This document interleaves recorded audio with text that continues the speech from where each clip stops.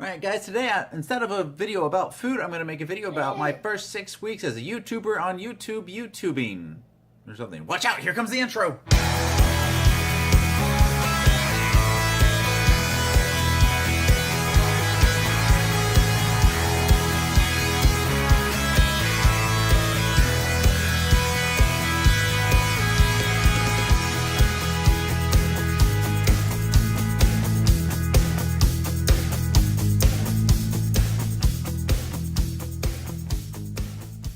Well guys, this is about the first 6 weeks of my blogging as the channel kind of as it is now. So I just wanted to talk about kind of my experience for anyone else who's considering jumping into the blogging world and what it takes and what to expect. Just my experiences. And so to start off, I really think the first thing was the amount of time it would take to do this, because conceptually it's very simple. You find things that you're interested in, or do things that you think are interesting, or maybe just sit and talk about things, and then you just plug that into your computer and upload it to the internet. In reality, in the pursuit of creating a good product, something that people want to watch, it really does take time, and I think that was something I wasn't quite prepared for. Now if I'm doing an activity like going shopping or something else like that, it may take all day. But to do a cooking video, it's usually half an hour, maybe 45 minutes of cooking, not really a whole lot of extra time for. But the real, time consumption comes in the editing process. It usually takes me about, all said and done, about 2 hours. Now the first few videos I took, it took me a couple days. I was learning the software, things like that, and I've got the basics down now, so I can do an edit of a day's worth of video about 2 hours, all said and done. And then on top of that, you also have to include some of the processing time and everything.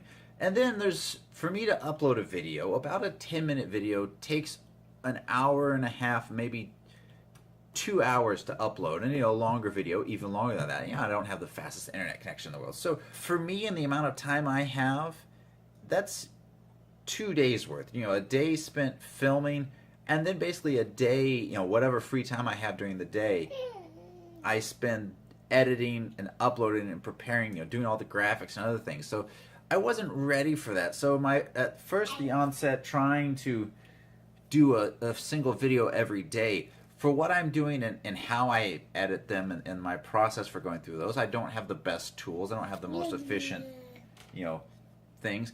I wasn't prepared for that. So that's why I don't do videos every day. It's simply I just don't have the time or the resources to commit to recording things, editing things, uploading things.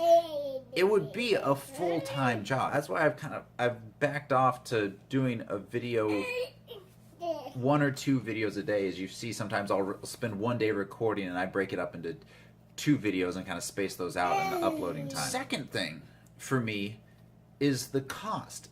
Again, in principle, it's simple. You just have anything that can record a video in the sound of your voice, and you record it and then upload it to the internet. As you may have noticed, my videos aren't the highest quality. My production value is not terribly high. Technically, these videos are in high def, but I'm just using a camera phone right now. It's a Galaxy S6. I started off with my old phone, the S4, but I don't have any other gear or equipment. I don't have lighting. And so to really, I think, just to help kind of what I'm looking at, a minimum Walmart camera is like $100. An actual, quality camera, something like a GoPro, you're looking at $300, $400, $500 for a professional quality camera, but that's going to give you the resolution, going to give you the clarity and quality and all the other terms you've heard. And there are definitely is a market now for cameras designed for bloggers, good quality microphones and things like that, as well as plenty of accessories. So that market is definitely expanding, but now you're looking at investing money in that. Secondly, especially for videos like this, lighting, stands. I've got a $5 camera tripod, but now I've had to jerry-rig that tripod I have. It's not going to work for very much longer. I'm going to have to invest in something else for that. As well as, the videos in my kitchen. I've got it's like balanced on top of my refrigerator and things. A tripod would make it so much easier, as well as lighting would help. And so, I can spend another $100 on those types of things. And then, software-wise, I'm just using Windows Movie Maker. It works, but sometimes it can really be tedious. And I know that Adobe makes great software, and you can. I believe I've read that you can rent or lease that software for $20 or $30 a month, something like that, which is not a huge expense. And so that's kind of that next step. So to start off blogging, it's basically free, but to really take that next step, I'm looking at spending $200 or $300, investment in equipment. I wasn't really prepared for that, but not so much that I wasn't prepared for that. I'm just not in a position to be making that kind of investment. But my personality and how I approach things, I want to do things better. I want to create good quality products. It bothers me that I'm with what I'm limited to. Now, the third thing that I've learned in the last 6 weeks is about commitment. And not just the time commitment that I've talked about, but taking time outside of filming to learn about filmmaking. Things like lighting. My house just is, it's not a movie studio, it's a house. The walls behind me are kind of a off-white color, and the lighting that I'm using, which make the walls look yellow and things like that. And how do I get lighting on my face that doesn't glare off the top of my head? Those types of things. And learning as well as editing.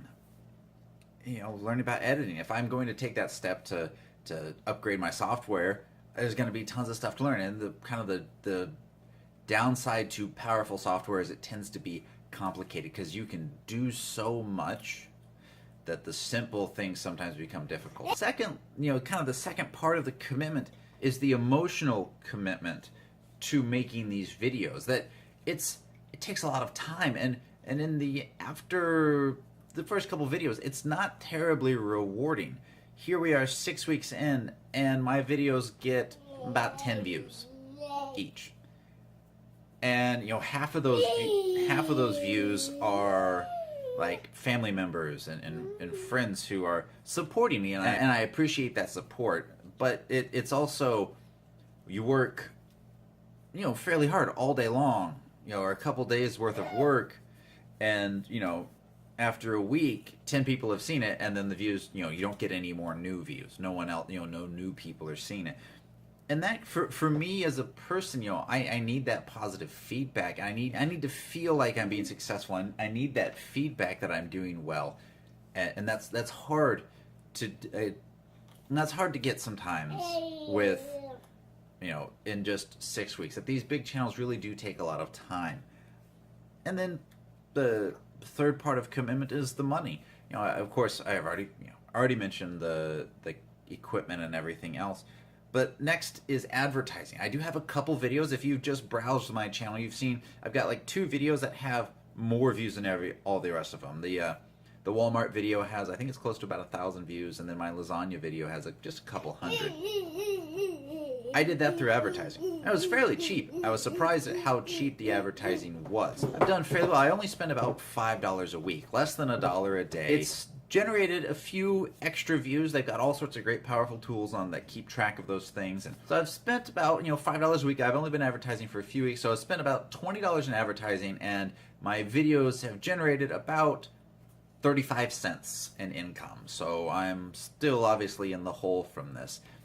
And as far as making this any type of money-making venture, that kind of moves me into my final point on this video of what I've learned in the last 6 weeks, and that is keeping sight of why I'm doing this. What is my reason for blogging? And for you, if you're starting out blogging or you're thinking about it, you have to think about why. What purpose can you put behind that helps you justify the time commitment that you put into this, the cost commitment that you would put into it, as well as the emotional commitment that you put into it. Because if you're not passionate about what you're making, it's going to show through, and no one else is going to be able to get behind it. And I've had to ask myself, why am I doing this? What is it that motivates me? And it is partly a hobby. I've given up some other hobbies. I don't play video games near as much just because of the time commitment and things. So there is that aspect. But and I have to keep track for myself here now, 6 weeks in. Am I doing it for a purpose? Why does this channel exist? Why would someone else want to view these videos that I'm making? And can I find a purpose to be enough to keep me going? Because at this point, it's not about the money. Is it about the fame and popularity? At 12 views per video, no. For me, what I want this channel to be, and my ending conclusion for this video, is that my purpose is to show people that a healthy lifestyle can be simple, that it's not hard work. Sure, it might be different than what you're doing right now, but it's worth it, and it's not hard. None of my videos requires, none of the recipes that I do requires special cooking skills. I've worked a long time in the service industry. I've seen professional chefs and I've worked with professional chefs, and so cooking can have some very complex, difficult techniques. If you screw up one little thing, the whole dish is ruined. None of my recipes really have any of that. It's simple, and an active lifestyle is simple. It's just a choice that you have to make. And so that's what I want to show. That's what I want to do. And so that's, for me, the purpose, is that if I can make these videos and what I make helps other people, then it's worth it to me. So if that's something that you can support, if you think my videos are helpful, and if you think that someone else could benefit, whether it's you or someone else that you know, someone else that you love, find that like button, find that share button, find me on Facebook. I'm still working on that one. I'm working on a Twitter account. I'm working on an Instagram account. Help me grow this, and help me to help people. And if this is helpful to you, comment in those comments below. Let me know. I've tried my best to comment to people, and just, if I can help you, that motivates me, and that lets me know that what I'm doing is a useful use of my time.